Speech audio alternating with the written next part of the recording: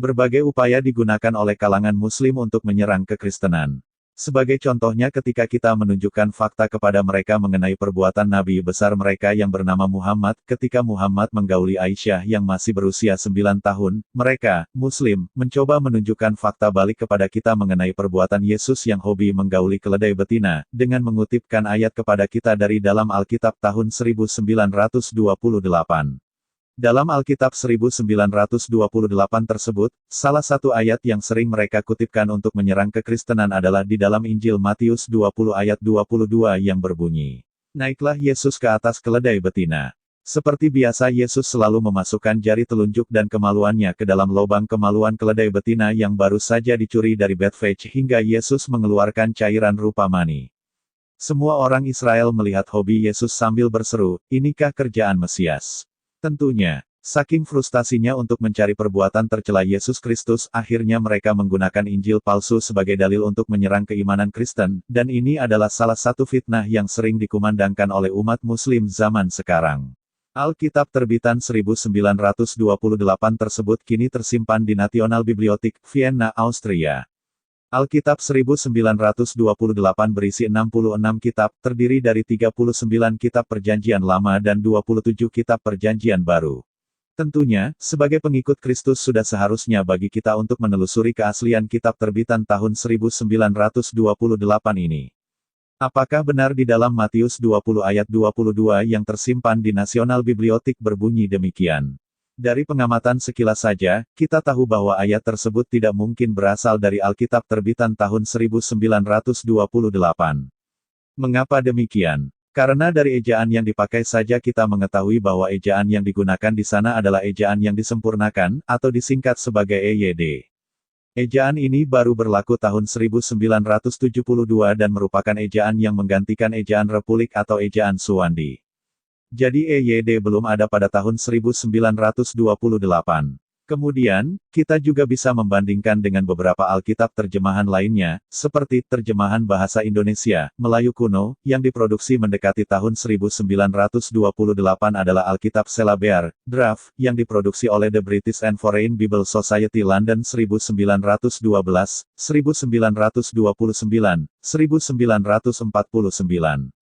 Untuk Matius 20 ayat 22, di dalam Alkitab Selabear, bunyinya, "Maka jawab Isa serta berkata, tiada kamu tahu apakah yang kamu pinta itu?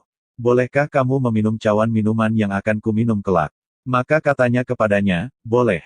Kemudian, di dalam Alkitab Melayu Baba, naskah dari tercap di Methodist Publishing House karena British and Foreign Bible Society 1913, Kitab Perjanjian Baru, New Testament in Baba Malay, First Edition 2,000, untuk Matius 20 ayat 22, bunyinya, "Tetapi Isa jawab kata, kamu semua tak tahu apa kamu ada minta.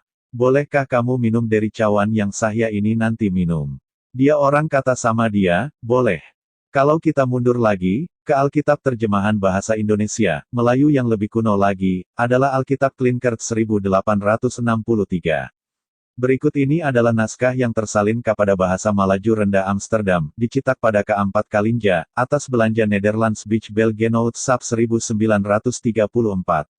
Untuk Matius 20 ayat 22 bunyinya, "Tetapi Yesus menjawab dan berkata, kamu tidak tahu apa yang kamu minta. Apa kamu boleh minum cawan, yang nanti aku minum, serta dipermandikan dengan permandian seperti aku nanti dipermandikan?" Dia orang menjawab sama Tuhan, kita orang boleh. Bahkan kita juga bisa membandingkan dengan beberapa Alkitab terjemahan bahasa Inggris. Seperti Alkitab terjemahan versi 1769 Authorized Version, King James. Matius 20 ayat 22, berbunyi, But Jesus answered and said, Ye know not what ye ask. Are ye able to drink of the cup that I shall drink of? And to be baptized with the baptism that I am baptized with? They say unto him, We are able. Alkitab terjemahan New King James, NKJV, 1982 by Thomas Nelson, Matius 20 ayat 22, berbunyi, But Jesus answered and said, You do not know what you ask. Are you able to drink the cup that I am about to drink, and be baptized with the baptism that I am baptized with? They said to him, We are able. Jadi, dari 5 contoh Alkitab, baik terjemahan bahasa Indonesia, Melayu kuno, dan bahasa Inggris untuk Matius 20 ayat 22 menuliskan tema yang sama. yaitu mengenai cawan penderitaan yang akan diminum Yesus Kristus. Tidak membicarakan tentang keledai. Dan pastinya hal tersebut sesuai dengan naskah bahasa asli Yunani sebagai berikut.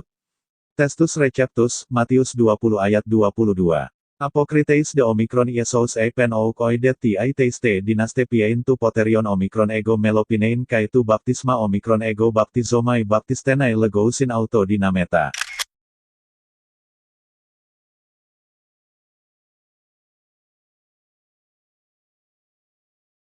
Sehingga, tuduhan di atas jelaslah hanya buat-buatan. Secara isi dan nomor ayat juga jelas buat-buatan. Suatu tuduhan yang tidak dapat dipertanggungjawabkan, dan hanya dibuat untuk penghinaan saja. Lalu mengapa kaum muslim begitu mudahnya menelan mentah-mentah semua hoaks tersebut? Mengapa mereka tidak bertanya atau menggali lebih jauh lagi? Jawabannya hanya satu, yaitu sebagaimana diajarkan dalam Al-Quran, kaum muslim dilarang banyak bertanya, karena banyak bertanya bisa menyebabkan murtad. Banyak kaum muslim yang tidak tahu bahwa sebenarnya, Alkitab yang berbahasa Indonesia merupakan Alkitab terjemahan dari bahasa aslinya. Mereka tidak tahu kalau nyatanya ada Alkitab dalam bahasa aslinya. Bahkan kitab Perjanjian Baru mempunyai naskah kuno yang paling banyak dibandingkan dengan karya lainnya di dunia ini. Ada lebih dari 5.800 naskah kuno Yunani lengkap atau terpecah-pecah. 10.000 naskah kuno Latin, dan 9.300 naskah kuno dalam berbagai bahasa kuno lainnya, seperti Suryani, Slavik, Gotik, Ethiopia, Koptik, dan Armenia. Maka, bila ada kejanggalan seperti yang dituduhkan oleh kaum muslim, kita akan dengan mudah melakukan perbandingan dengan Alkitab dalam bahasa aslinya. Hal ini berbeda dengan Al-Quran yang sangat minim naskah kunonya.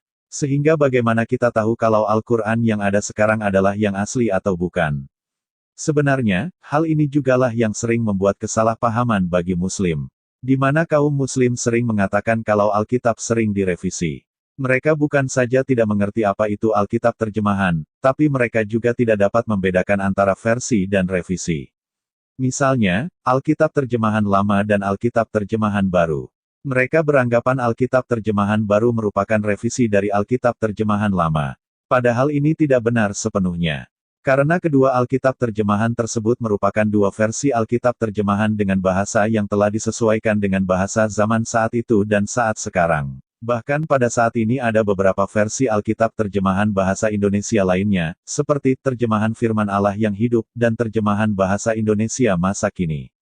Yang anehnya lagi adalah mereka tidak sadar kalau Al-Quran terjemahan bahasa Indonesia pun mempunyai beberapa versi, seperti versi Departemen Agama Republik Indonesia, atau dari Muh Yunus, atau Quraisy Shihab. Bahkan Al-Quran terjemahan bahasa Indonesia dari Departemen Agama Republik Indonesia pun sudah mengalami beberapa kali revisi. Seperti contohnya, pada tahun 1990 dan 2002. Bahkan pada bulan Juli tahun 2019 terdapat lagi revisi terhadap terjemahan Al-Quran tersebut. Apalagi bila kita melihat Al-Quran dengan terjemahan bahasa Inggris akan jauh lebih banyak lagi versinya. Sebagai penutupnya, bagi kaum muslim, sampai kapan kalian terus mau dibohongin tanpa mau bertanya atau mencari tahu apa yang sebenarnya?